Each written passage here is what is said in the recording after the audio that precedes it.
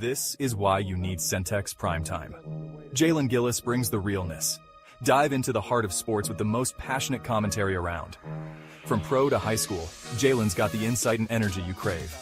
Catch all the action weekdays from 5 to 7 p.m. on the Centex Sports Network, only on YouTube. Join the conversation and elevate your sports knowledge.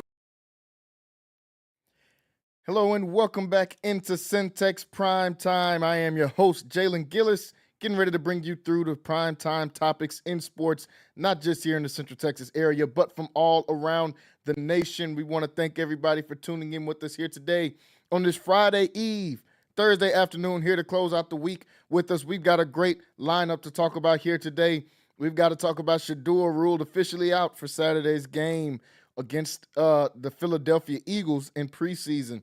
We'll also talk about, I'll get some more perspective on the soap opera, as Jerry Jones likes to call it, otherwise known as the Cowboys, otherwise known as America's team, however you want to call it. We'll talk a little bit about them here today, too. We'll talk some local topics here today as well. We are just around the corner from football season starting at Baylor, August 29th, McLean Stadium, Baylor versus Auburn. We will also talk a little bit about high school football as well, as they will kick off on the same day, August 29th.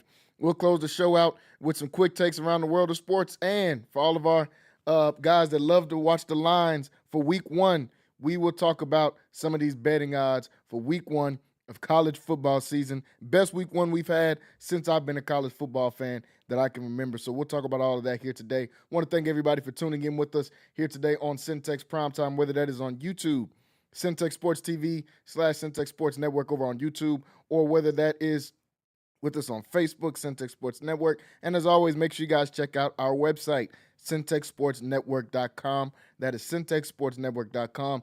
Go on there, get signed up quick and easy. All we need is your email and your name, and we'll get signed up. Free subscription there. Well, folks, like I said, we got a lot to dive into today, and we're going to get right into it. Joining me today, this time not in studio, but over the phone, we've got did so good on Monday, we thought, well, you know what? We might as well invite him on back over here. We got Rocky Miller in the building with us. Rocky, what's going on? Hey, what's going on, man? How you doing, man? I'm good. How are you? We doing a little bit different today, a little remote action. Oh, I see. Yeah, a little you? remote action. Hey, don't forget. you can check out the star, my brother. So I can dig it. It's good to be here, man. It's always opportunity to talk sports, and I'm here in my in-home studio, and I can, as I give it to you. So yes, sir. I'm ready, man. Yes, sir. Well, let's jump right into it, man. The news that Shedeur is going to be out for Saturday's game against the Philadelphia Eagles. This raises this quarterback competition up some more. Last week, it was the Shedeur show, mainly because none of the other quarterbacks were available to play. This week, we're going to have the same thing, except it's Dillon Gabriel instead of Shedeur. It's almost like a showcase we're getting week one and week two of these new rookie quarterbacks for the Cleveland Browns. Dillon Gabriel most likely expected to get that start, as Joe Flacco won't be playing. Kenny Pickett still not ready to go, still not feeling 100%. So we're going to see some Dillon Gabriel, and I'm sure we'll see Tyler Huntley come in cleanup time. Dillon Gabriel was getting some more of the reps in practice since the Shedeur injury. His oblique was bothering him throwing the ball, so we saw him sit out, I believe, yesterday and then today as well. He's getting more of an uptick. Dillon Gabriel, they showed the pass tracking stats in practice. Didn't look so hot the other day in practice, but it could just be practice. Could be their practicing against the Super Bowl champs and the Philadelphia Eagles. But we're going to get to see him full-fledged at 12 o'clock on Saturday as they will take on the Philadelphia Eagles. Rocky, now that this is not going to be Shedeur and Dillon going back and forth, and we're just going to see Dillon, how does this change this QB race in Cleveland? So remember what I said a few weeks ago. This is not a QB competition. This is a QB exhibition, right? Yeah. I think barring injury, Joe Flacco is the starter, and it's at this point is what to do with the other three guys. Like that's kind of where we're at right now. So looking at the situation, I hate that Shedeur got hurt, right? Because I really wanted to see him play. Obviously, a lot of people wanted to see him play. When the ratings came out earlier this week, you saw that he had it was the highest rated program on TV. For that Friday, I believe that game was on a Friday, so it was the highest rated programming on that Friday. So everybody looks like everybody else wanted to see him play. But at this point, and this is just how I evaluate the race. I don't think Shedeur could do anything on Saturday to help his chance, to be honest with you. Yeah. I believe he's got plenty hay in the barn and is incumbent on those other guys, Kenny Pickett, Dillon Gabriel, to show up and put together a performance that was comparable or better than Shedeur. And so the pressure's on them. I hate that he got hurt, but I also realize that strategically, how much more credit could he be given as a fifth round pick for going in and playing well against the Eagles?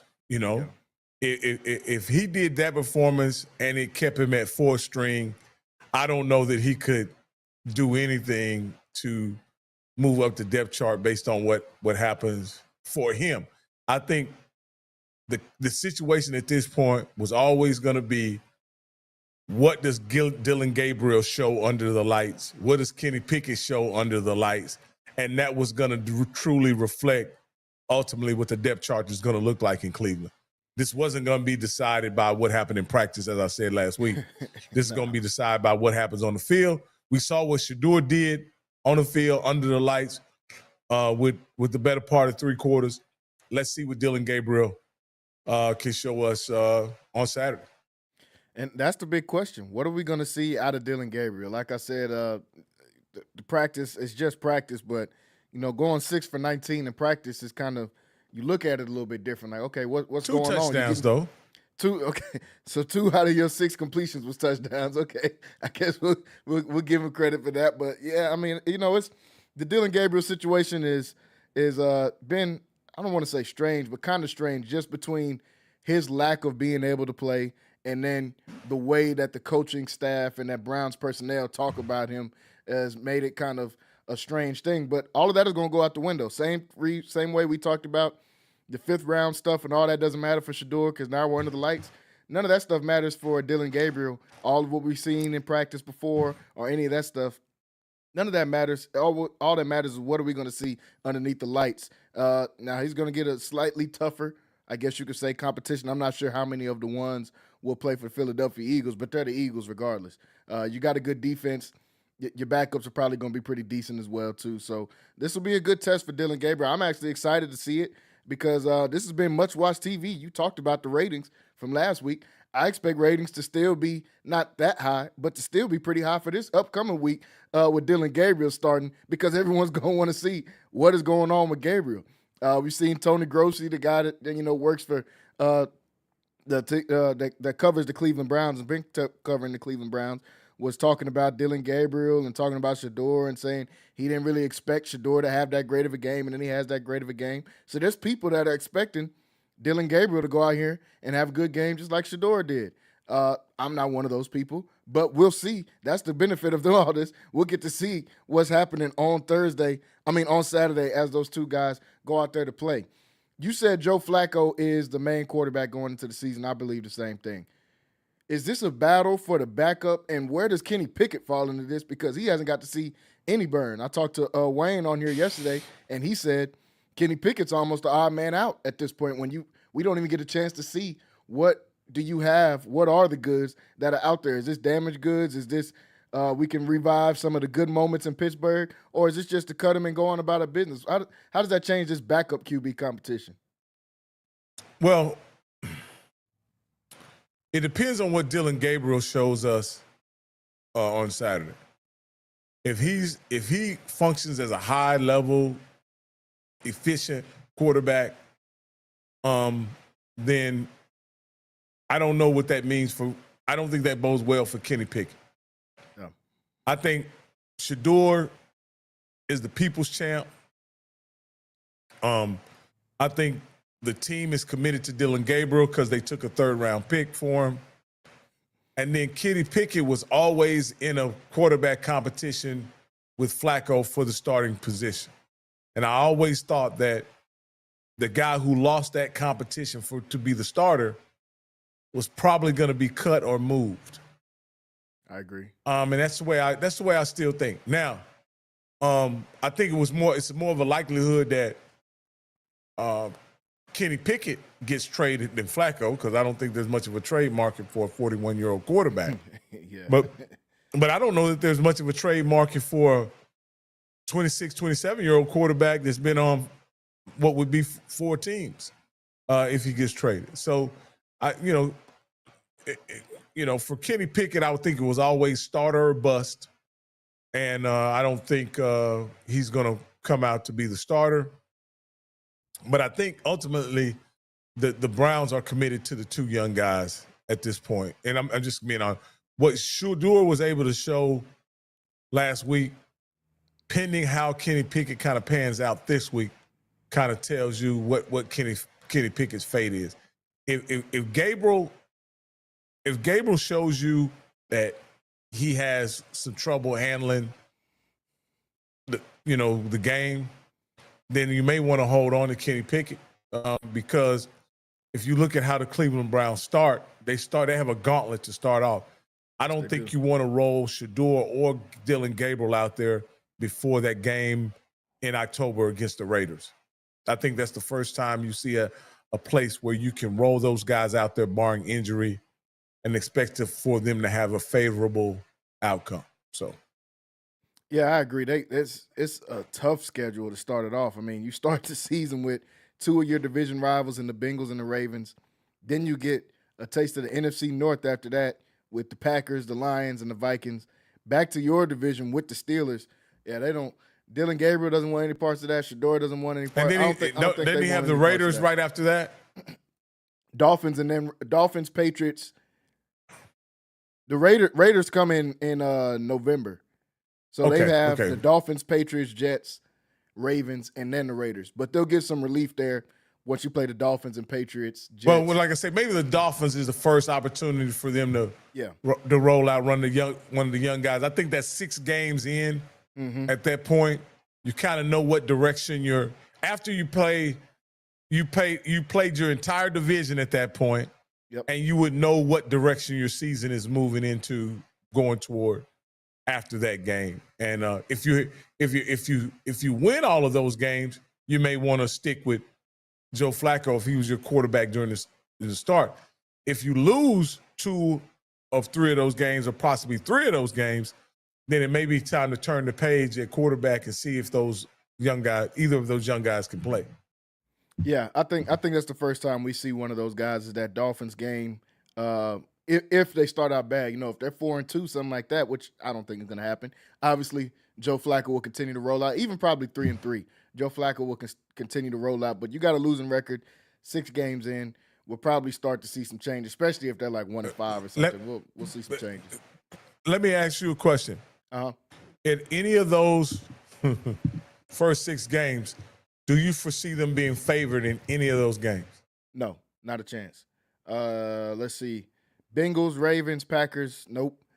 Lions, Vikings, nope. I mean, if the Vikings just blow up completely and don't look like anything, the J.J. McCarthy experiment doesn't work, maybe in the Vikings, but I highly doubt that. And that Vikings game looks like they're going to be in London for that game as well. So they'll be traveling. I doubt it. And then the Steelers, they won't be favored no matter what in that scenario. So, no, I don't see them being favored in any of those games whatsoever, or expected to win. Honestly, any of those games to start out. Maybe the Bengals because they start so slow, but outside of that, I can't see them being favored or having a chance to really win any of those games. And any of those games, because I want to say either 5 or 6 or 4 or 6 of those teams are playoff teams from last year, if I'm not mistaken. Yep, Ravens, Packers, Lions, Vikings, Steelers, 5 out of the 6. Only one that's not is Cincinnati, who was a game from being in the playoffs. Yeah. So essentially 6 playoff team to start it off. Hey, they got a tough schedule for sure because it doesn't really get much better. I mean, you get some, Dolphins. We'll talk a little bit about some teams that later about some teams that we think can make the playoffs that didn't. Dolphins, I don't expect to be that good. Patriots, kind of bullish on the Patriots. I think they'll be pretty decent. I think the Jets will be better. I mean, there's not much relief throughout their entire schedule whatsoever with the Cleveland Browns. So that goes back to my theory of let's wait a little bit before we see some Shador, before we see, even if it's Dylan Gabriel. I'm always a proponent of sitting a rookie quarterback. Nothing wrong with that. Sitting behind, learning the offense, figure out what's going on, maybe last 3-4 weeks when the season's gone. Okay, we'll send one of these guys out there and see do we have anything to build on for next year coming up. But just throwing the rookie straight out in the fire with a gauntlet schedule like that could be very problematic. Now, all of that could change because we've seen this is an upbeat situation with the Browns because all quarterbacks have battled some type of injury outside of Joe Flacco, but we know that that's just a hit away. He's 41 years old, and he's not going to, at this point in his career, he's not going to fight through some type of nagging injury for 6 or 7 weeks. He'll most likely just say, man, I'm good. My contract, my $3.5 million is guaranteed. I can go home and play with my kids if y'all cut me or decide to do whatever y'all do. So it's an interesting situation going into this weekend. Haven't talked this much preseason football in a while. Hasn't been this much buzz around some preseason football, especially the Cleveland Browns. But I can only imagine what it's going to look like, I guess, for their third preseason game against the Rams if Shador does play, because we've seen all the Shador jerseys in Carolina.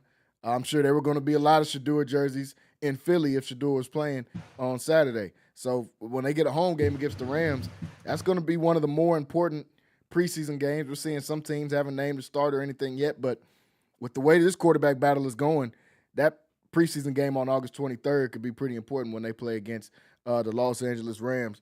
Want to switch over and talk about another one of the NFL teams, and Rocky was right on brand as he's got the star sitting right behind him in true fashion right there. Like I said earlier, Jerry Jones has called this week, it's called Cowboys a soap opera.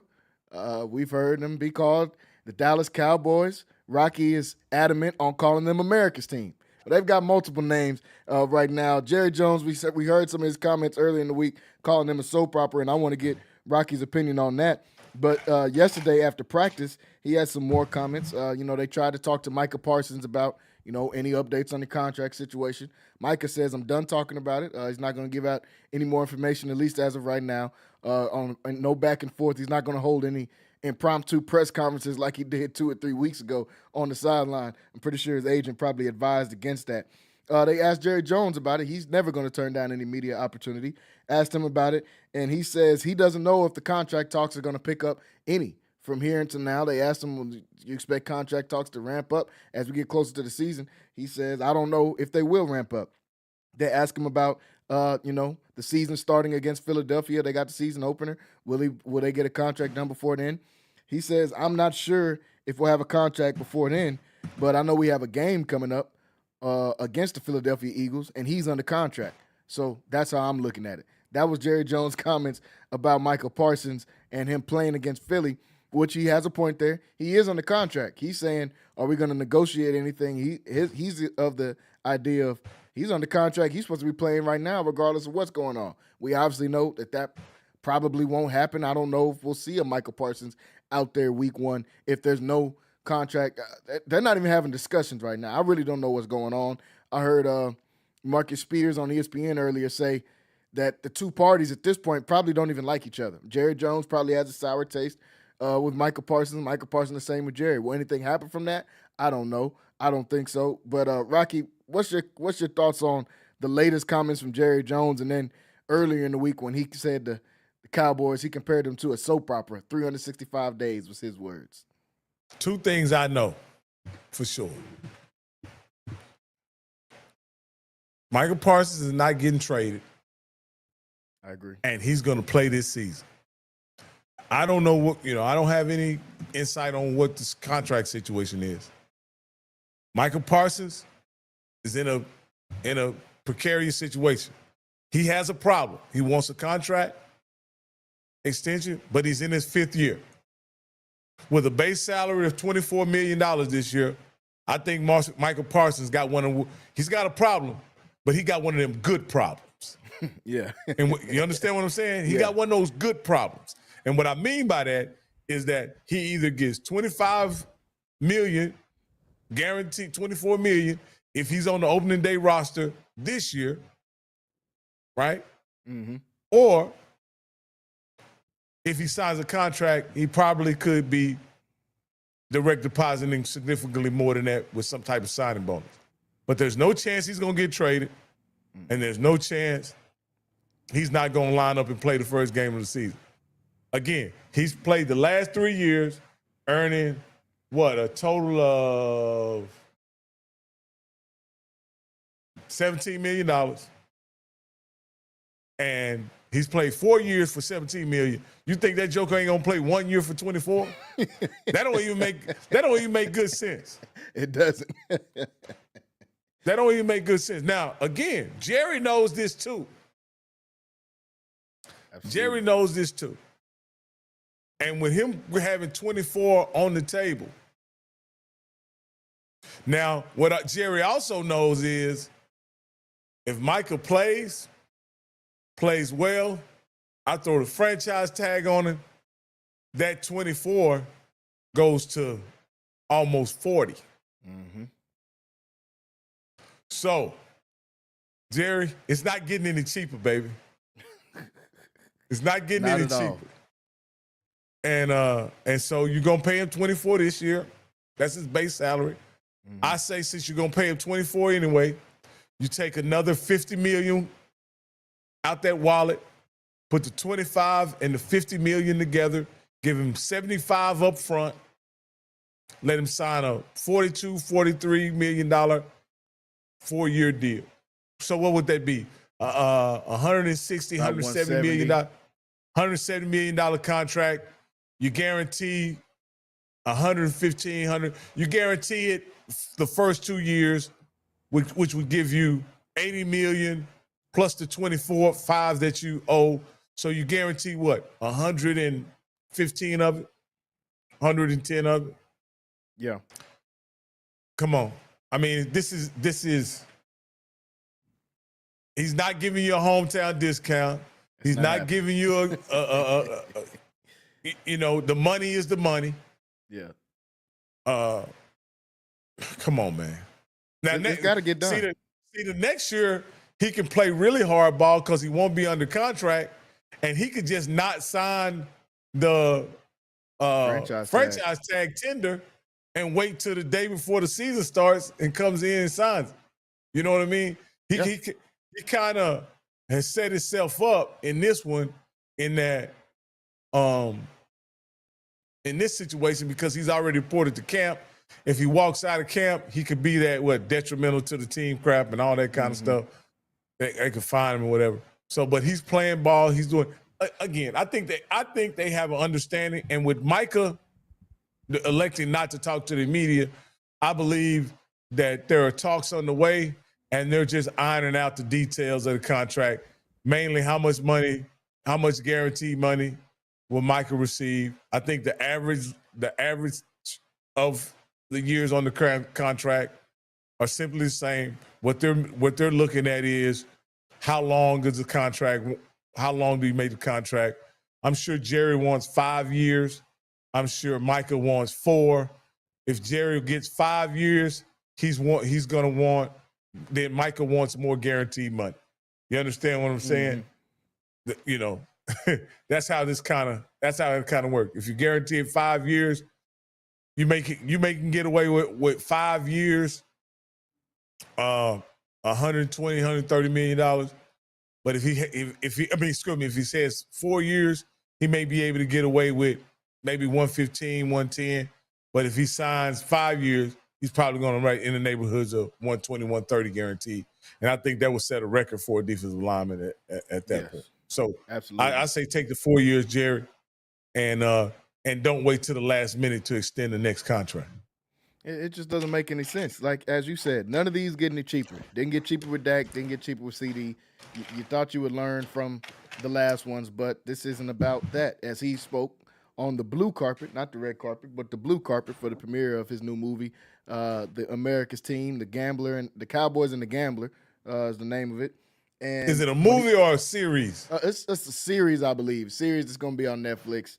They had their their blue carpet for it. And even Emmitt Smith spoke on it. He said, Michael Parsons at this point is kind of out of leverage. Either all he can do is play or not play. There's not much wiggle room he can do like you spoke to. He already reported a training camp, all this kind of stuff. He'll get the conduct detrimental to the team. I think Jerry's just got to get this done, man. You don't want to go into week one without Michael Parsons. It sends a bad message to your team.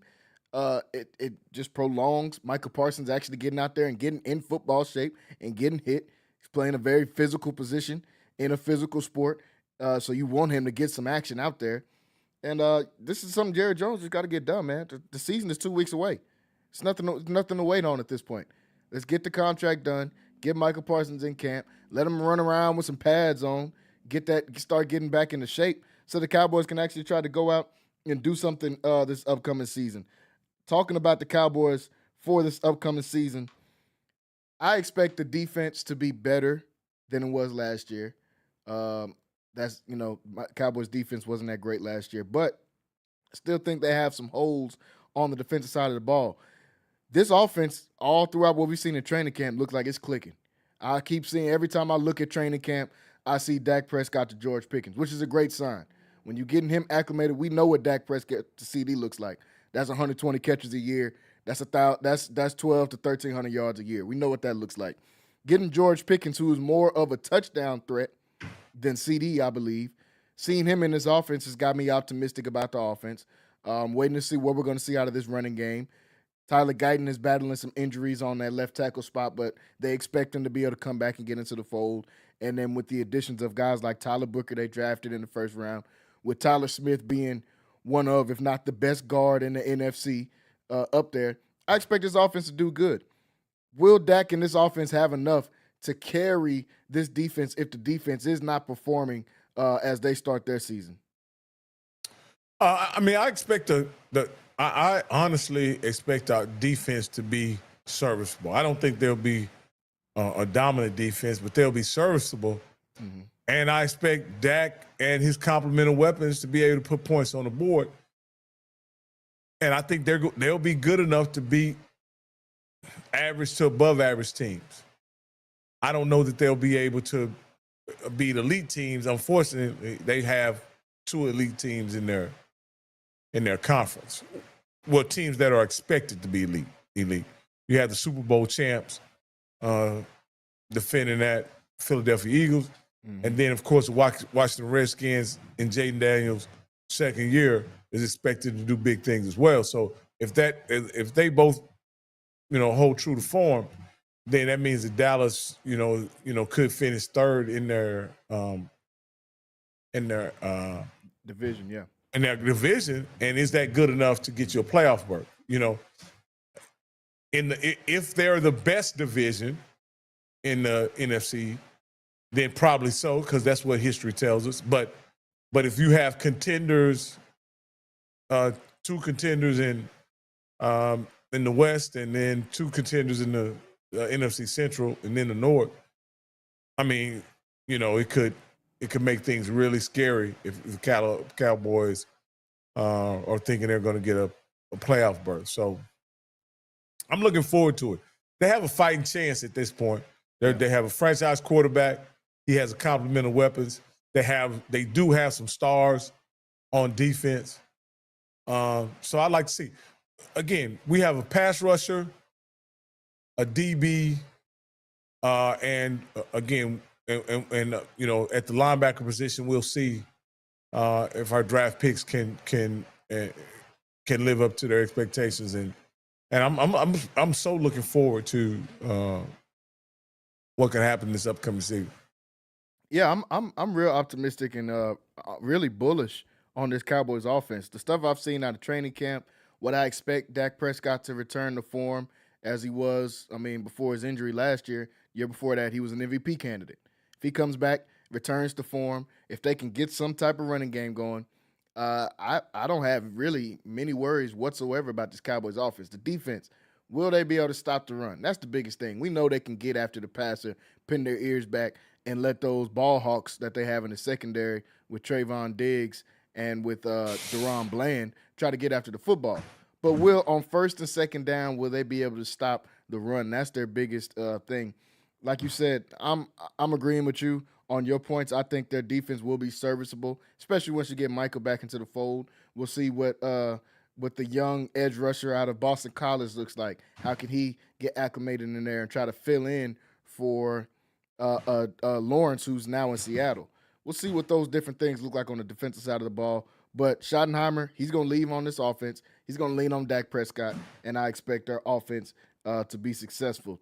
The first few weeks, obviously, they've got Philly in week 1, but I'm not sold on any team that they play after that until they get to probably the Commanders, and that is 5 or 6 weeks down into the season. They've got Philly in week 1. After that, they got the Giants, they got the Bears, they got the Packers, they got the Jets, and the Panthers. I'm not sold on any of those teams, and I'm including the Packers in on that. The Packers didn't make many offseason moves. I know they brought back a lot of guys, but I'm going to have to see what does that look like once they all get back into the fold, man. So I'm excited to see what this Dallas Cowboys team is going to look like and what they can do in those first few weeks of the season. Yesterday on the show, I had Wayne on, and we did a little segment I do called Contenders or Pretenders with some of the teams in the NFL. Today, I want to talk about some of the teams that missed the playoffs last year, and do you think these teams can rebound and become a playoff team this upcoming year? Yesterday, I spoke about this team a little bit with Wayne, and I want to get your opinion on it. The Chicago Bears. We all know their story. They started off 4-2 last year. They lost every single game after that. They got who they thought was the golden one, the chosen boy, and Caleb Williams. Didn't look that great last year, but he's got what was supposed to be the best offensive mind in football, and Ben Johnson is now his head coach. They've adjusted, gotten him some more weapons. Still going to have DJ Moore out there as his main guy. They drafted Rome Odunze last year. They drafted Luther Burden this year. Think the running game will be serviceable once again with guys like DeAndre Swift. And they had a top 10 defense last year, so I'm not really worried about the defense too much. But what does Caleb Williams and this offense look like? Can they rebound and go from missing the playoffs last year to making the playoffs this year? Absolutely. I expect the Bears to be in the playoff hunt and potentially win the division. Again, I have reservations about how good Minnesota will be with McCartney at quarterback. I agree. I have everybody has anointed Green Bay as being a contender. I'm not sure. I'm just not sure. Love is proven to be an okay quarterback, but he's, to be honest with you, he's coming off an injury-riddled season. He's going to have to be healthy moving forward. And then you have Detroit, who lost both of their top 2 coordinators. And those guys, in my opinion, was instrumental in their success as a program. And so I think it's wide open over there. And if Ben Johnson can get that offense going with Caleb Williams, I think they have a chance to most definitely compete for a playoff berth and potentially fight to be fighting for a division championship. Yeah, I think the Bears are one of those teams that'll be a fringe playoff team. But I'm like you. I'm not sold on the Green Bay Packers, and I'm definitely not sold on J.J. McCarthy, even though he did look pretty decent in this first preseason game. Obviously, we'll see some more as preseason continues. But Jordan Addison is going to be suspended for the first 3 or 4 games. Teams are going to be double-teaming Justin Jefferson. Aaron Jones is another year older. I think he's about 30 years old now. Can he still continue that same production? I have a lot of question marks about Minnesota. The Bears, I don't think they'll – I'm not will go as far as you were saying to win that division. I still think the Lions are head and shoulders above everybody else in that division, in my opinion, even though they did lose their coordinators. And another huge piece, they lost Frank Ragnow, their center. He retired. He was a huge piece to what was the second-best offensive line of football last year. I still believe in what Jahmyr Gibbs and David Montgomery can do behind that offensive line. Amon-Ra, Jameson Williams, all of those guys, what can they do in that offense? And they're getting Aiden Hutchinson back, who I think would have won Defensive Player of the Year last year if he played the whole time. He had like 8 sacks through 4 games. He was on a tear to start the season off. But the Bears are going to be one of those teams right in the thick of things as we get closer and closer. You spoke about the Cowboys earlier and saying what is the NFC North going to look like as far as how the Cowboys can get in. Bears are one of those teams I feel like the Cowboys are going to be competing with to stay above 500, to stay right there around that 7th, 6th spot, 5th spot in the NFC as the wild card spots started getting labeled out. Second team I want to ask about, the Miami Dolphins. We've seen the lack of camaraderie between these guys. Tyreek Hill comes out the end of last year and says, I want to trade. I want to leave Miami. Tua's a couple of weeks ago at the start of training camp says, you can't just say sorry and we forget about it. You got to do more than that. So they're all in their feelings over there. I'm not sold at all on Mike McDaniels as a coach. For that reason, I am out on the Miami Dolphins. I don't think they'll make the playoffs. As a matter of fact, I think they're going to be the 4th best team in that division. But that's just my opinion. I think they're going to. I think they're going to. Yeah, that's what I think of the Dolphins. You know, when Tua comes in talking about Tyreek and him and Tyreek have a troubled relationship, you know, you can't just say that and get over it. You know, I think that's always a bad sign when guys come in, especially. This is what I'm going to say, and I always think this is a bad idea. When middling players start challenging highly productive players, yeah, I think it creates an issue and a power dynamic in the locker room that's unhealthy. I go back to Donovan McNabb challenging T.O. when clearly T.O. it was a Hall of Fame level player, had Hall of Fame level production, and you want to quote unquote check this player. It just doesn't go well for you. You have to be a John Elway, you have to be Peyton Manning, you have to be Dan Marino, and if you're Tua Tagovailoa, you can't call Tyreek out like that publicly. You have to do it behind, you know what I mean? You have to be supportive of that guy, and you have to do it in private. You can't, because guess what? He's gonna throw interceptions. He's gonna get sacked. He may be injured this season. Like you just,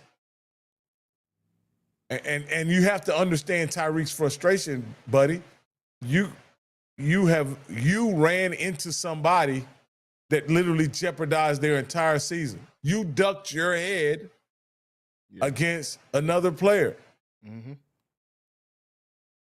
Your head is made of paper mache.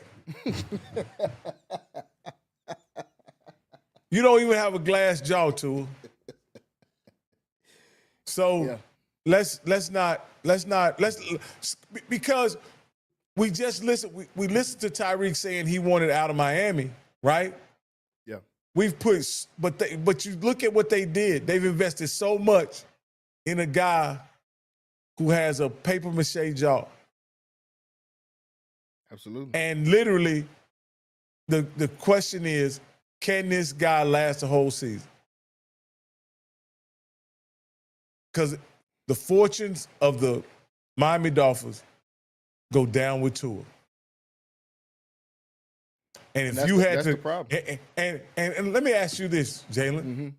If you had $100 that you could place on one guy, one quarterback to get injured this season, is there a better bet than Tua? Nope. And I'll even go further. If you had $100 to bet who plays first, Quinn Ewers or Shedeur Sanders, I'll probably put that 100 on Quinn Ewers, despite how bad he looked in preseason. Because I don't see Tua getting through this is the same thing every year. You cannot have a guy with reoccurring concussions whose career and honestly life is in jeopardy every single game. Like this entire Miami Dolphins team is not going to work. They tried to outspeed everybody. It doesn't work. It gets cold in January. You can't outspeed everybody when it's cold. They tried to outsmart everybody with Mike McDaniels. That doesn't work. That Tua, like you said, ducking your head against defensive tackles, and you're trying to run into a 300-pound guy in the league. Like, what's going on? I don't see the Dolphins working on any level.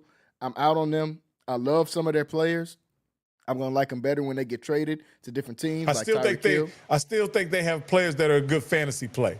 I'm just going to be perfectly honest with you. Devin A-Chain is a great fantasy play.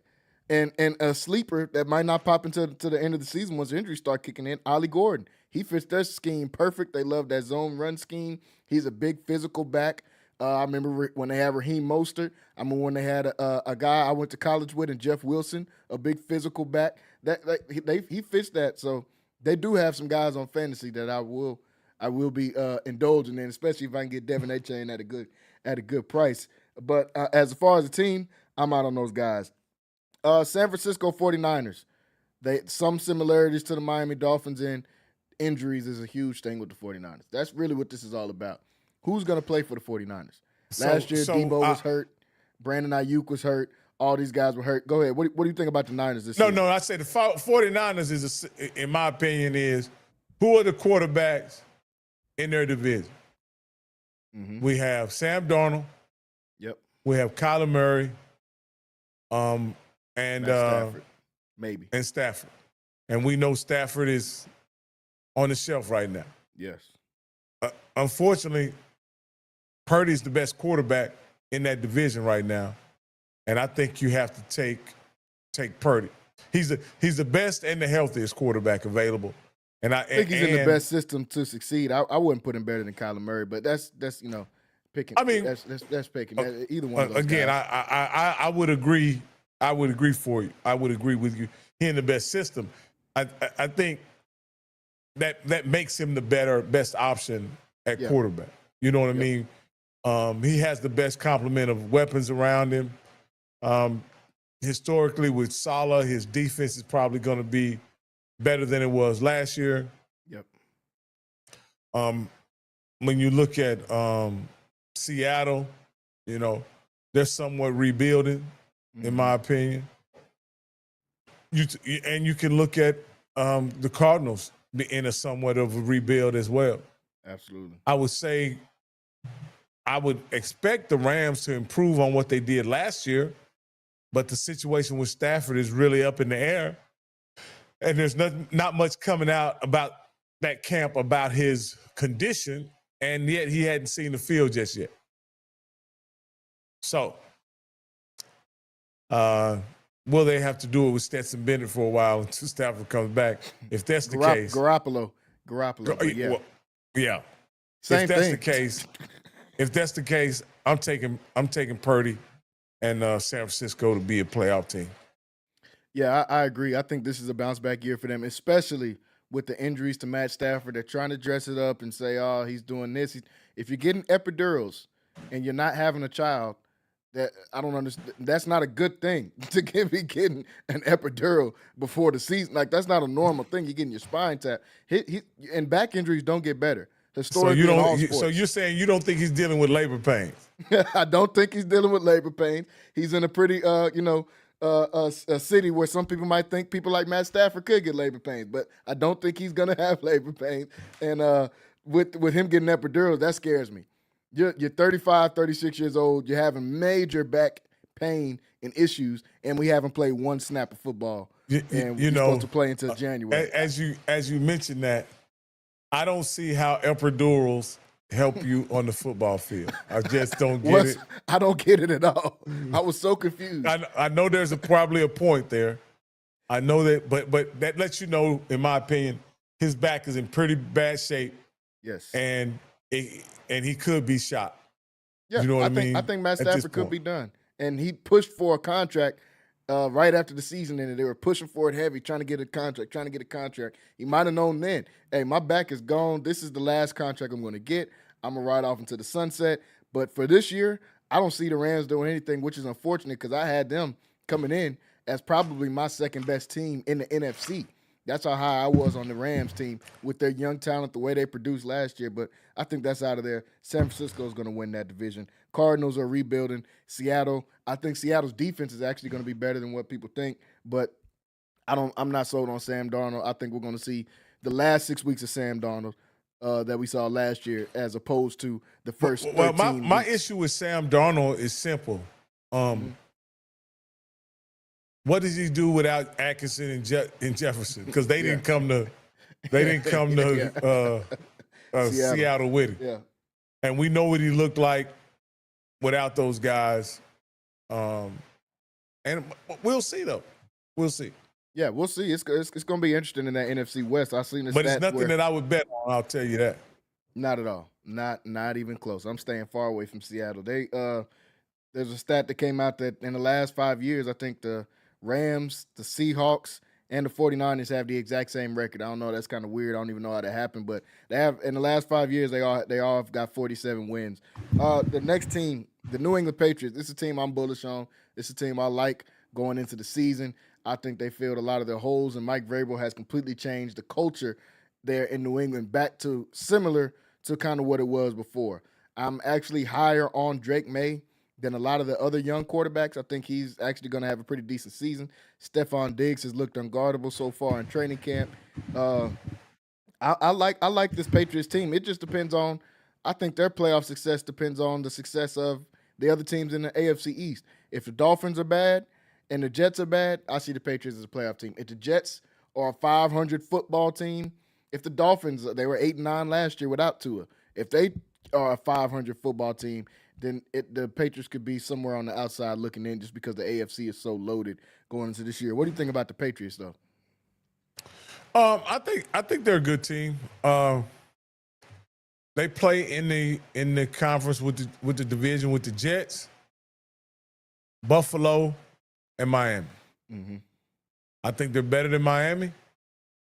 I think they're better than the Jets. I don't think they're near as good as Buffalo. So that it means if they go, they're going to be fighting for a wild card. Who are they going to be fighting with? Looking it over, they're going to be fighting against, because I expect Kansas City to win. They're going to be fighting with Denver. Yep. Right? San Diego. Mm-hmm. Right? They're going to be fighting with AFC North. the guys in the South, Tennessee, the Tennessees, the Houstons, the Indianapolis. I think they're probably better than all of those teams. So the second team out of that is not going to be very formidable. So I think they, in my opinion, they will be a playoff team. They will be a playoff team because they're better than the I think that's the AFC North, Mm-hmm. or AFC South. I'm sorry. Oh, the South. The AFC South is so bad. They're only going to get one team. It's going to be the Texans. They're going to get one team in. Yeah. Only one team is getting in from them. Their problem is the AFC West and the AFC North. The North could put in 3 teams. They almost put 3 in last year. Burrow was a game away. They put 2 in. The AFC West did put 3 in last year. So those will be the where they put in those teams they'll be competing against. Last one I want to talk about is, this one's a long shot, but the Jaguars. Teams that some people think health is the reason why they were so bad last year. I'm not one of those people. Some people are actually picking the Jaguars to win the division. I don't know what Jaguar team they saw last year for them to be able to win the division. But are you in or out on the Jags? I'm out because of the trigger man. Yeah, pretty much. I'm out. I'm out. I'm out just because of the trigger man. If you don't have the right guy behind center, you can't in this particular conference. Because this conference is littered with quality quarterbacks. Yes. And so, and I'll say, even though I picked New England to be able to go, it's a steep climb for them. I just think in the North, they're going to beat each other up. Same thing with the West. They're going to beat each other up. And if they can just keep it in the fairway with New England, considering their schedule, they can end up with 10 wins, and I think 10 wins gets you in. So yeah, I agree. But I don't think the Jaguars have much of a chance. In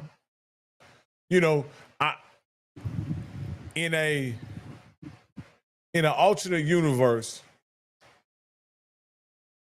and I know the Jaguars already gave their first pick to Cleveland. Mm-hmm. So they don't have one this year.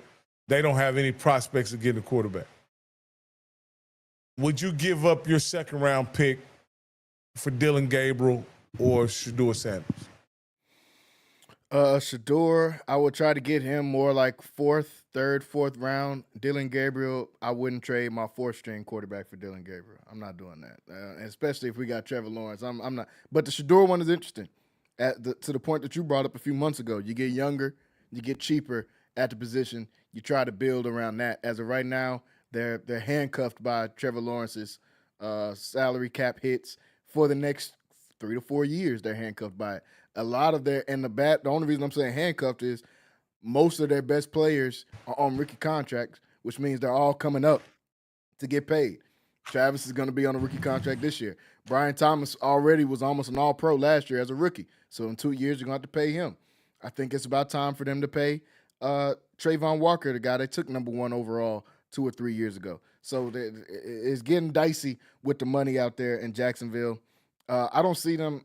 There's really nothing they can do besides ride out with this with Trevor Lawrence and just try to figure out not the whole contract, but over the next couple of years. But what I'm saying is in the first quarter of the season when you realize Trevor Lawrence isn't the guy, and at this point he would have had two consecutive seasons and a third season where he's not proven to be effective. I mean, even though it's in the third year of his deal, you almost have to bail on him. And if you can get a guy like Shedeur Sanders, I think it satisfies two circumstances. You get a guy who could potentially take the reins over for Trevor Lawrence, and it invigorates your franchise and your fan base with a guy like Shedeur Sanders. Now, I don't know that you can get. I don't even know that Cleveland would be interested in letting him go.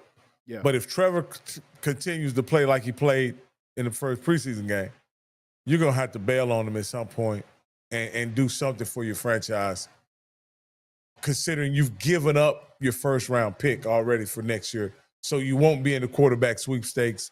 All those quarterbacks that are available, you won't have access to them.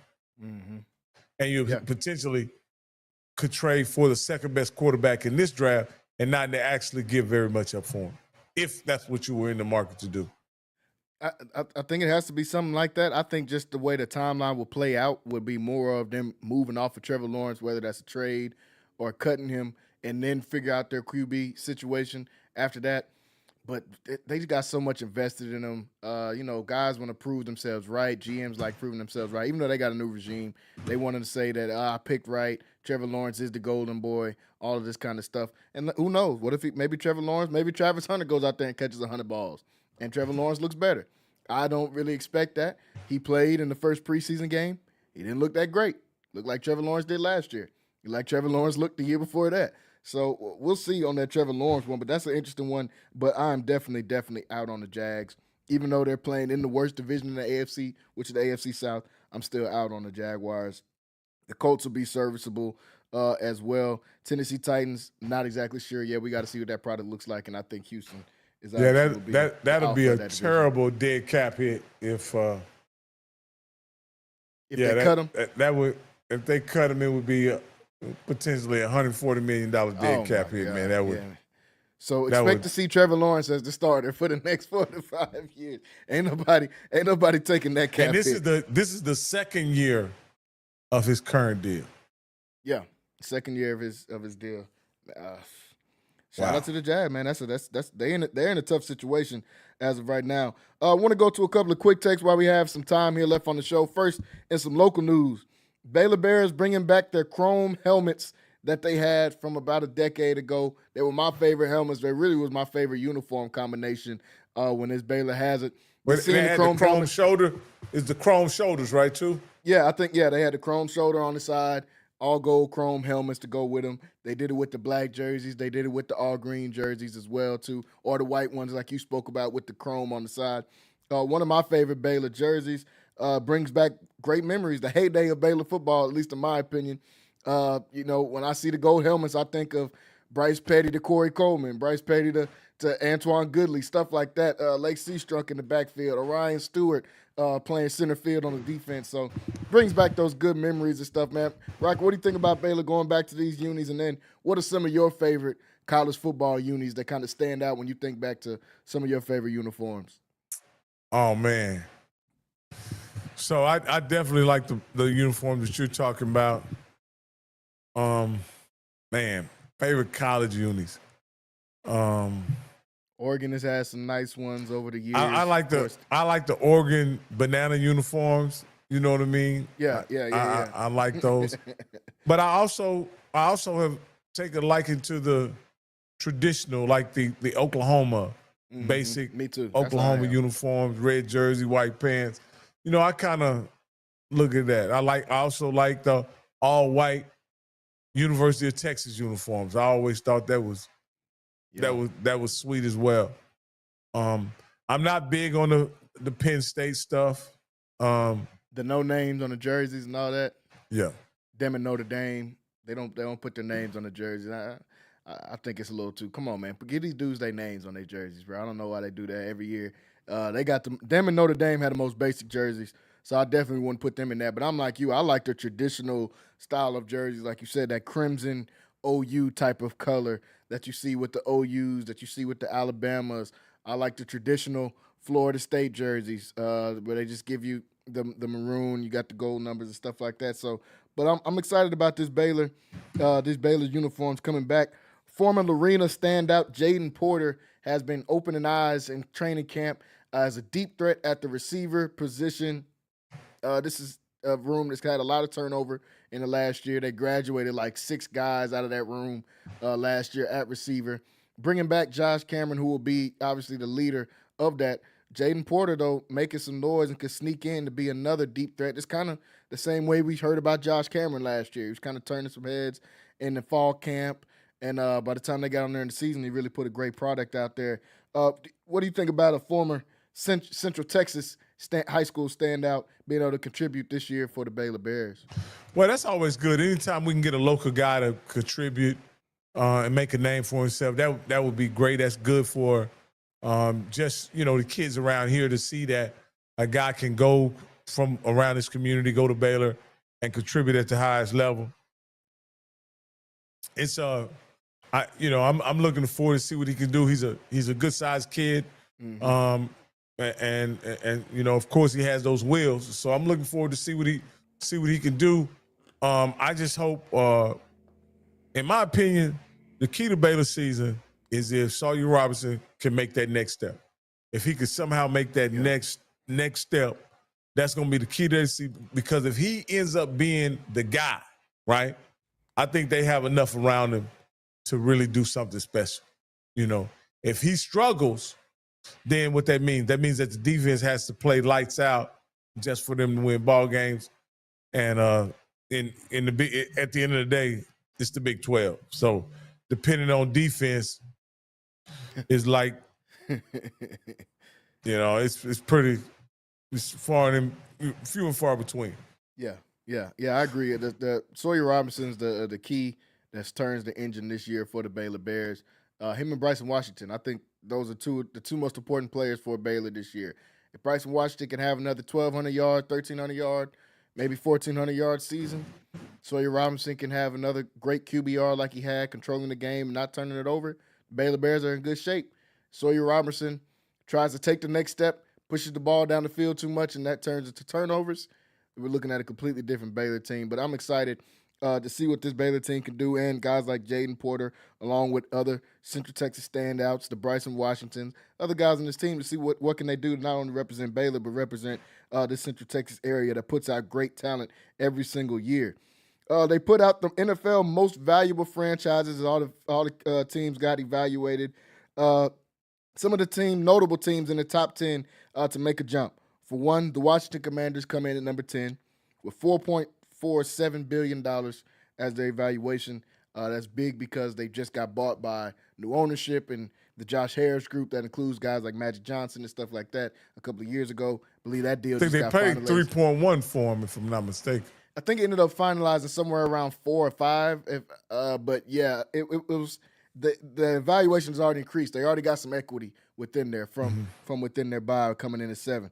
The Raiders right behind them at 9 with $7.9 billion. The Jets, $8.1 billion. Philadelphia Super Bowl champ Philadelphia Eagles at 8.4.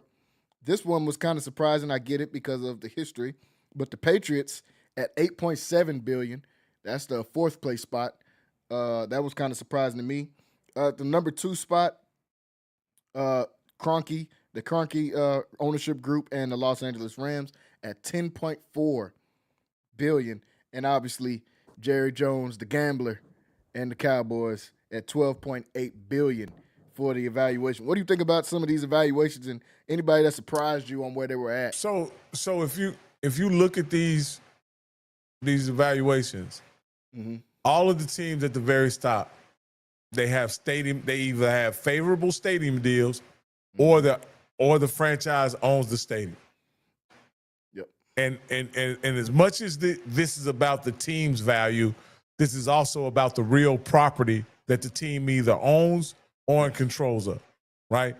And probably the 2 top stadiums in the National Football League are what? The Dallas Jerry World, Cowboys, and SoFi Stadium. And there's a third one I'll say they put up there is the Allegiant Stadium in the Raiders, which Vegas, I don't see them as their franchise being real valuable, but coupled with Allegiant, it's not.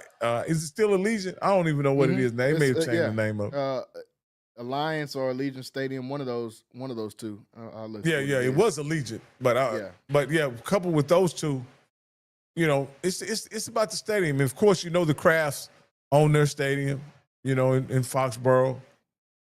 And so this is as much as about real estate as it is about the value of their team.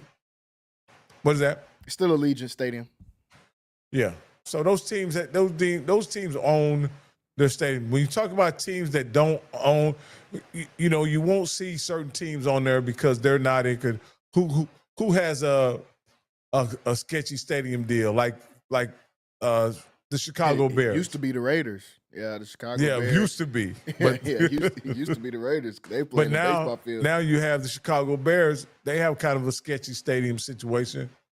And they're trying to get a new one too, I believe. They're trying to build one now. Yeah. And the other interesting thing I thought about it is a lot of those you don't see outside of the Patriots and the Eagles. They're not on that list. Yeah, I didn't see the Niners, and I expected them to be there in Santa Clara. They might have been on the list. The post I was reading didn't show all 10 of them. I can look up to 10. I think they were on that list, though, if I'm not mistaken. I'm pretty sure the 49ers were on that list. Their stadium out there in Santa Clara, another good one, another rich city. And it shows that winning doesn't have a lot to do with the evaluation. You spoke to, like you said, the real property of the stadiums, the fan base, where they're located, all of those different things have to do with it. But outside of the Patriots and the Eagles on there, most of these teams aren't perennial Super Bowl winners. I'm gonna. So in the top 10, the Niners are number 6. Okay, yeah.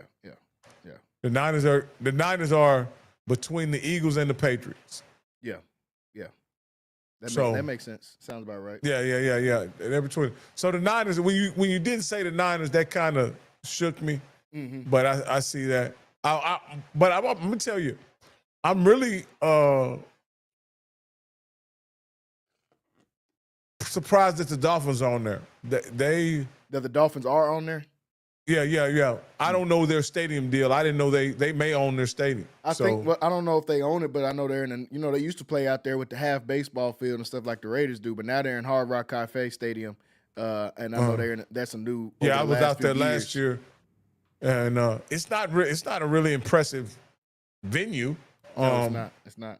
But it's it's a nice stadium. Yeah. Could be. Oh yeah, it is in Miami. It's the most expensive me and my wife went there, and it was a monsoon. I'm talking like it was raining like. Bro, every time I go to Florida, it's raining. I have no luck on Florida as far as the rain. I've been to Florida probably 5 or 6 times in my life, including just went there last month or a month or two ago. It's raining. Every single time I go there, it's raining. So if you go in the summer, that's the rainy season. Well, that's why then. Every time I've gone to Florida, it's been in the summer, and I've hit rain every single time. 6 for 6 on times that I've hit rain out there in Florida as well. But those are some of the most valuable franchises. We got a few minutes here left, and we got a topic that I love talking about here as we get closer and closer to football season. and that is the Week 1 betting odds in college football.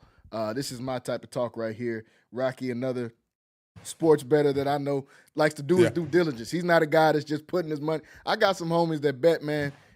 Anything somebody says in one of them discords is what they doing. They don't even check to see. They don't know who's playing, or they just go out there and guessing. I'm not one of them type of guys. I don't like doing the discords. I like losing with my own two eyes and what I see.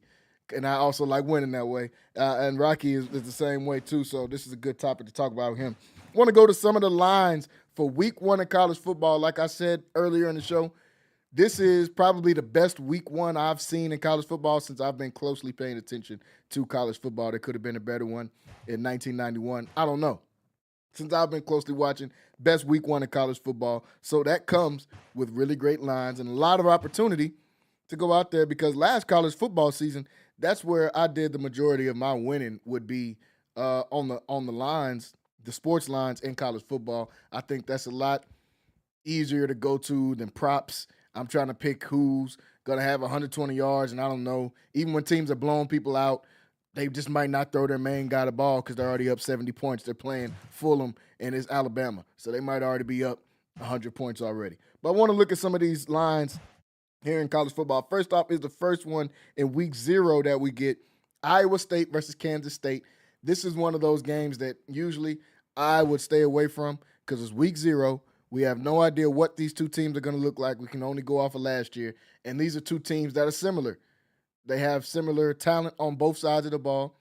The conference matchups, you don't never know what's going to happen in the conference matchup. And we're getting it early in Week 0. Right now, Kansas State, a 4-point favorite in that game. Rock, what's your thoughts on this one, man? Week 0, Iowa State versus Kansas State in Dublin, by the way. They'll be playing in Ireland. All right, so I look at this one as and we got a chance to lay eyes on some of the guys in this game. Yep. And I'm gonna take Avery Johnson in this game. I think he's not the little general; he's the general. And so I'm gonna take Avery Johnson on that and the Kansas State. I think 3 is a really good number at this point to get them at. And so I think you can rest well with Kansas State in this game. You go overseas, I think the better team usually wins, and I think they have the better team. I think coaching is a push in this game because I really like the Kansas State coach. I think he's a really competent guy, and I also like I forget his name is Campbell. I can't. Yeah, Matt Campbell at Iowa Matt State. Campbell. Yeah, I really like Matt Campbell as well. So but I think Kansas State should pull it out. And 3.5 is that's a sweet number. I like Kansas State in that one too. I take a money line or in the points in that one, either one. I think they'll, like you said, the better quarterback play. I like Rocco Beck at Iowa State. I think Avery Johnson is right up there for best quarterback. I did a ranking of the quarterbacks in the Big 12 a couple of weeks ago. I had Avery Johnson at number 2, so I feel highly on him going into this situation, especially playing away. Neither home crowd will play a part in this. It's just going to be strictly football. And as you said, the better team usually wins. I like Kansas State. I want to skip over to the Friday night, man, August 29th. 2 games on August 29th. One of them being Colorado and Georgia Tech. The other one being Baylor versus Auburn. The first one, Colorado at Georgia Tech. They have Georgia Tech as a 4-point favorite into this game. I like Colorado on the points in this one at the 4 points. I had Wayne on yesterday, and we talked a little bit off camera about it. He likes Georgia Tech in this game to start the season off. Georgia Tech getting the win. They're bringing back one of the oldest quarterbacks in college football, and Haynes King will be starting for that Georgia Tech football team. Colorado's kind of an unknown. There's no Shador, there's no Travis Hunter, there's no Shiloh. The names that we're used to seeing with Colorado that they do have is Coach Prime still being the coach. They do still have one of the best coaching staffs, I believe, in the Big 12 and in college football. For that reason, I like Colorado on the points in this one at +4. I think if they're able to run the ball successfully out there against Georgia Tech having a limited offense, they're going to run a lot of option stuff. Now with Haynes King there, they still got pretty decent running back as well. They lose Eric Singleton in the transfer portal to Auburn. What do you think about Colorado versus Georgia Tech on Friday night? All right, this game here, I think it's just It's substance. It's a matching styles. The last time the Colorado came out against a dominant running team, which was UCF, seems like they had a plan to stop a dominant running game. And with the defense they had last year, I expect them to have a much better defense this year. All things considered, there may be some drop off with Travis Hunter leaving, but overall the defense should be better. Guys are more mature. They're recruited better in the trenches. So I'm looking at Colorado will definitely in this game the entire time. I don't think Georgia Tech can get away from them, even if they take the lead. So I would be tempted to not only take the points in this game, but I also take Colorado on the money line as well. Yeah, I like Colorado. I think if we're going off offense, the over and under is 54.5. If we're going off offense, I trust Colorado's offense more than I trust Georgia Tech's offense historically, and just based off of what I seen last year. They lost a major piece in Eric Singleton, who was their big threat guy, deep threat to go deep. Outside of that, mainly a running football team. If Colorado's defense can stand up, I think they'll be okay. Auburn at Baylor. Baylor plus 2.5 in this game, even though they are the home team. What do you think about this one, Auburn going to Baylor on that Friday night? Oh man, I'm excited about this game. I have to be honest with you about this. I just think this game is another situation where, you have the better team is on the road. If it was a team coming from the north, I would say the temperature could, on a Friday night in August, could affect. But they're coming out of Alabama, and it's been just as hot or hotter there. So the temperature won't be a big difference. I have to go with the SEC team in a situation like this. I think Auburn has retooled, recruited a better quarterback than they had last year. They spent a lot of money in the transfer portal, and we all know that in the past has related to some success. I just think it'll in a low-scoring game. I expect Auburn to win, kind of like 27 to 20. 27-20. Yeah, I see the score being somewhat similar to that. I will flip it, though, going the other way towards Baylor. I like Baylor's offense better. Auburn did spend money in the transfer portal, but almost none of those guys were in the program last year, so there's not a lot of camaraderie. And then I would just go in a close game like this, I'm going to go with the better quarterback. I think Sawyer Robertson, even with his question marks, is a much better quarterback than Jackson Arnold, who hasn't looked good in fall camp from what I've seen so far, who didn't look good at any point last year at Oklahoma. It's just a lot of question marks about their quarterback. Them playing on the road as well. I would slightly take Baylor in the points in this one, but there's no wrong answer when you're going with that one. That's good. Here's another thing that scares me. I was going to mention this. Mm-hmm. An SEC team playing a middle-of-the-road Big 12 team, mm-hmm. and they're just a 2-point favorite. Does it show that does Vegas think very highly of Auburn? No. They're like me. I don't think that highly of Auburn. Even though I love the moves they made, I'm not that high in Auburn, man. And it's really because of the quarterback position. So they get that quarterback position figured out, they're going to keep having trouble. This is Jackson Harrell, correct? I mean, not Jackson Harrell. Yeah. Jackson Arnold. The guy out of Denton a few years ago, went to OU, disaster season last year at OU, one of their worst seasons in the last 20 years. And a lot of that was because the offense was terrible. Their defense was actually good. I think their defense is going to be one of the best in the country this year. And they're bringing back a lot of the same guys. It was really just the offensive side of the ball. So I don't see that changing at Auburn. There's clips that have gone viral from Jackson Arnold in fall camp, and the coach just taking his hat and his playbook and just throwing it on the ground because Jackson Arnold is just missing reads consistently. I'm hoping that's what happens August 29th. He can do great the rest of the season. I'm hoping on August 29th he does more of the same. You may have changed my point of view.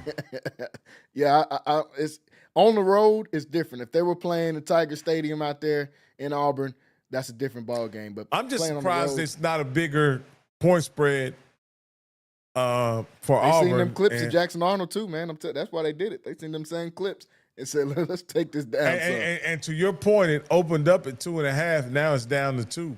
So some people are Make some ground it's up, man. It's moving in your direction.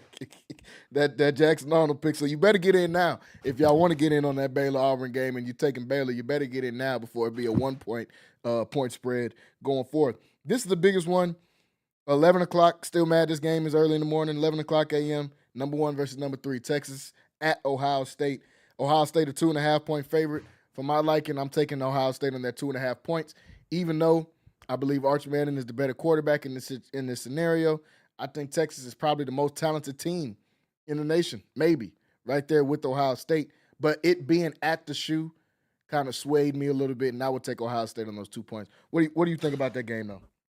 Hey, I'm taking Texas and the points. Okay. Anytime you can get a team like – now, I know they're at the shoe, but I take Texas and the points. Texas and Texas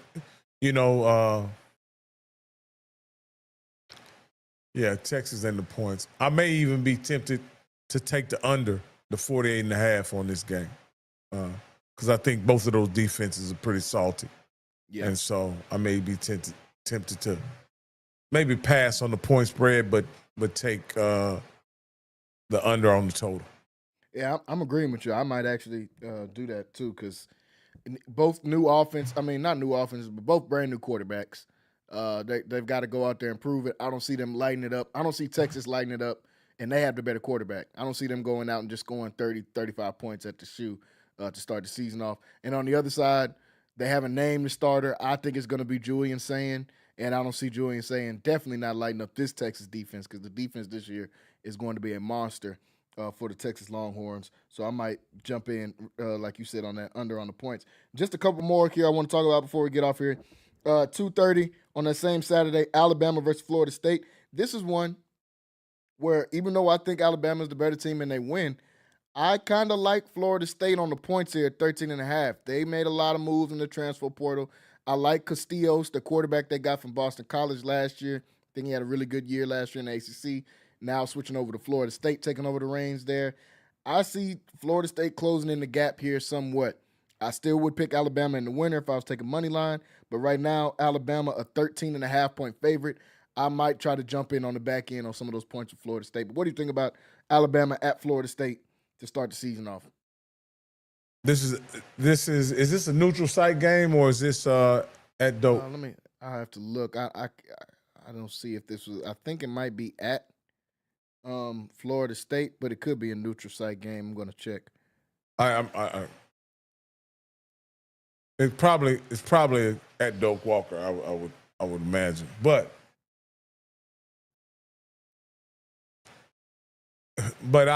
this is at Doak Walker, Doak Campbell Stadium. I mean, yeah, Doak Campbell. This game, I would lay off of it, man. I don't know what to expect. That's a lot of points. A lot. They're giving up. Vegas, I trust Vegas in that if they say a team is 13 points better, and I don't know much about that team in this situation, I'll just have to take the 13. If I was forced to bet it, I'd take the Seminoles at home plus 13 if I was forced to bet it. But I don't think I'll touch this with a 10-foot pole. Yeah, that's not really a game I will mess with either. For all the reasons you laid out, you don't know what to expect out of Alabama. I think Ty Simpson's going to be their starter. They haven't named the starter, but I think Ty Simpson's going to be the starter in that one. But we're not sure what we're going to see, and they're going to be starting the season on the road as well. Last one I want to ask about, the Battle of Death Valley, LSU versus Clemson. This game going to be at Clemson. LSU is a 3.5-point underdog in this game. This is a really, really good game between two really good teams that I'm high on. I'm high on Clemson this year. I'm high on LSU this year. So for that reason, I wouldn't pick this game. But if I was forced to pick it, I would take the home team here and take the Clemson Tigers. And that's where we disagree. I'll take LSU. Okay. I'm not a big Cape Klubnik guy. Okay. I think the more talented team is probably going to be the Tigers walking in that stadium. I actually like Kelly as a coach, an in-game coach. I like him better than I do Dabo Swinney. So I'll take Nussmeier and Kelly in this game. knowing that LSU is going to put together a formidable defense. And I don't think Cade Klubnik. I don't think much of Cade Klubnik. Now I could be wrong, but I just don't think very much of him. I'm like him. I'm the opposite on that one. I like Cade. I think Cade might be the best returning quarterback in the country coming up for this upcoming season, but that's left to be seen. And then I'm we're opposite on the head coach take too, because I definitely would trust Dabo over Brian Kelly. I haven't seen Brian Kelly prove me anything. I trust Dabo as a recruiter. In game, I'm not so much. I can agree with you on that. And I'm not high on his in game either. I'm not high on anything with Brian Kelly though. I think Brian Kelly's coaching for his job this year because LSU is not playing around. Coach O won them a championship. He was gone 2 years later. Brian Kelly, you go out here with another 7-4 season, another 6-5 season.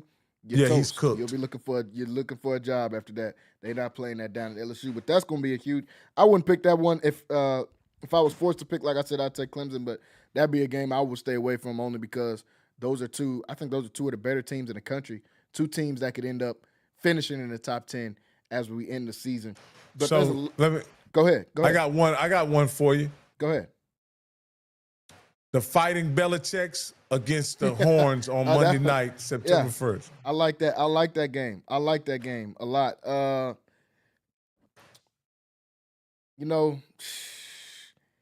I tend to go with better quarterback play. I've seen what Josh Hoover can do. I think Josh Hoover is a good quarterback for TCU. North Carolina is nothing but question marks. They're riddled with question marks across the board. Their best player last year was Amari Hampton. He's gone. He plays for the Chargers. I have no idea what to expect out of this North Carolina team.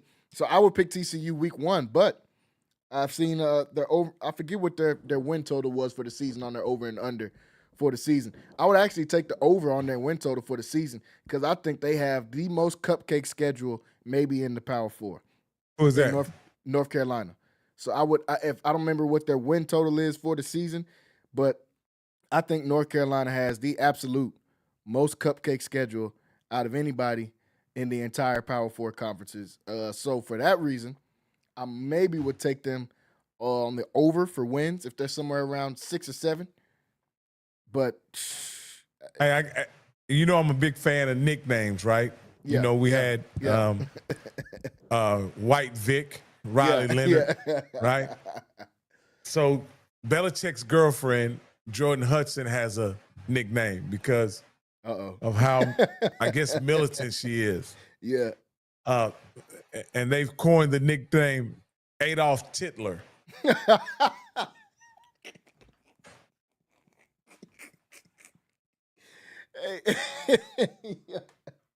Hey, that's definitely a new one. That is definitely a new one. My first time hearing it, and we'll be referring to her as such as we go through the Fighting Belichicks throughout the rest of the season. I mean, I don't know how. Now that the season is underway, I don't know how her name would come up, but that's what. Oh, that's what's coming up. Let them go out here, lose to TCU, and get blown out week 1. That's the first thing that's going to come up. You think Adolf Titler is going to be on the sideline? I think it'll be somewhere. It depends on where they play. I think they're at home in North Carolina. They'll be good. But whenever they play Duke or whatever, it'll be signs everywhere.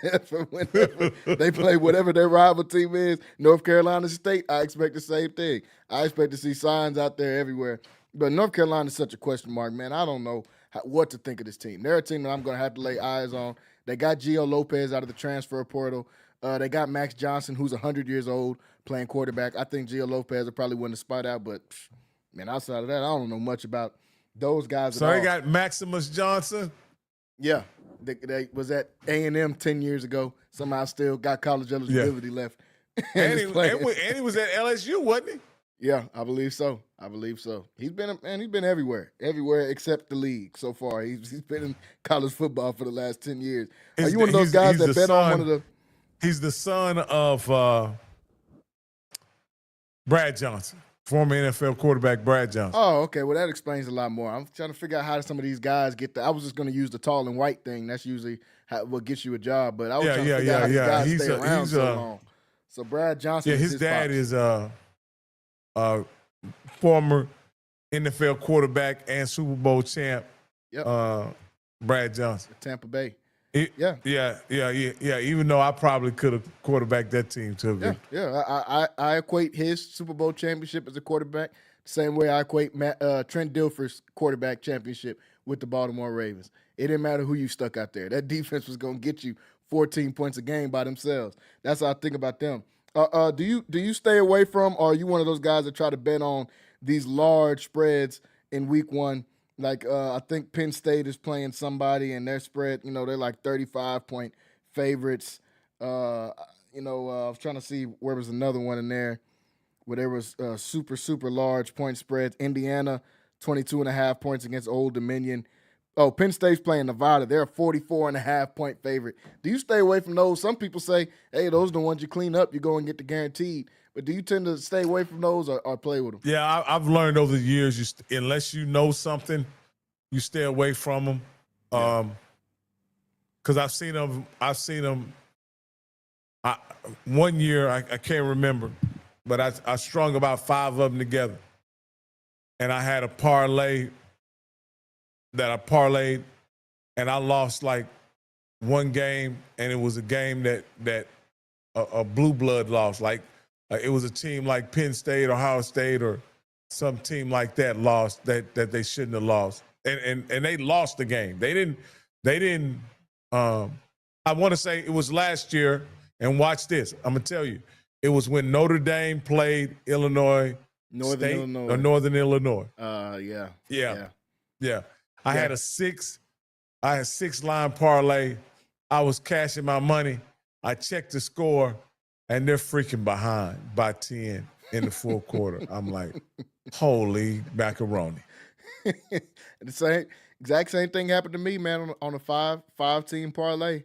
And that was the first or the second game of the year last year, wasn't it? Second game of the year. Second or third, one of those two. I've learned my lesson on those.